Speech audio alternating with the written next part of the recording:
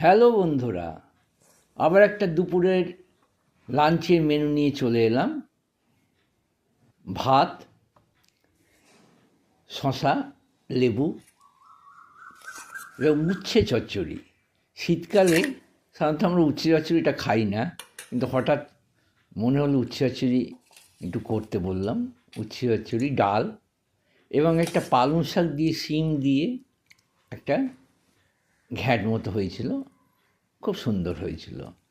এর সাথে garlic chicken, এবং গার্লিক চিকেনটা একদম সম্পূর্ণ নতুন এতে করা হয়েছিল, কাজু কিশমিশ সব বেটে দেওয়া হয়েছিল এবং খুব সুন্দর হয়েছিল। আর একটা চাটনি, টমেটো চাটনি, কমলা লেবু টেবু দিয়ে চাটনি।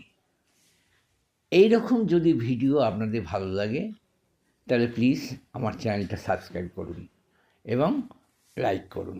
নমস্কার।